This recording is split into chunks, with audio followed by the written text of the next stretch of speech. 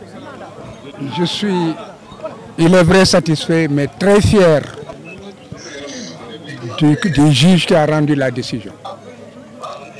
Il a fait montre d'un courage énorme.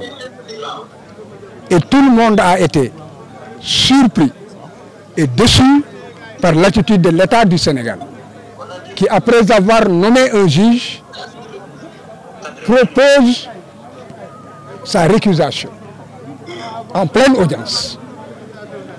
Comment est-ce que cela a pu se faire? Est-ce que le juge a refusé de céder aux tentations? Est-ce que c'est parce que le juge n'a pas eu à donner des signes qu'il aurait peur de menaces? En tout état de cause, il y a une raison. Parce que personne ne s'y attendait, d'autant que le juge était en train de mener une audience où il était à équidistance. Il y a donc quelque chose qui s'est passé au sommet de l'État. Donc c'est une fierté. Mais ce qu'il faut surtout retenir, c'est que c'est un vent de liberté et d'indépendance qui souffle dans les rangs des magistrats. Un vent qui a débuté au nord avec l'avocat général, Mme Diop Gueye.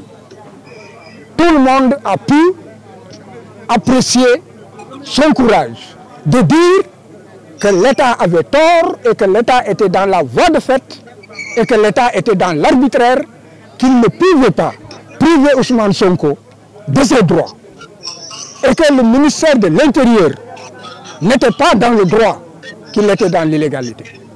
Un acte de courage. Et maintenant, après le nord, c'est au sud, le juge de Ziguinchor. Donc le juge de Ziguinchor lui donne raison, en réalité, que tout cela relève de voie de fait et d'une forme d'exercice de la violence sur non seulement le citoyen Ousmane Sonko, mais aussi sur la population. Parce que c'est la somme des citoyens qui fait un peuple. Et Ousmane Sonko, aujourd'hui, dirige des millions de Sénégalais.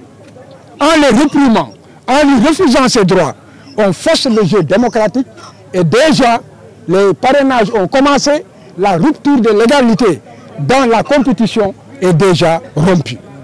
Donc, ce vent de liberté inspirera d'autres juges. Parce que j'ai dit qu'il existe dans ce pays des juges fiers, des juges honnêtes, des juges indépendants, des juges courageux. Il n'y a jamais 203. Attendons de voir le troisième.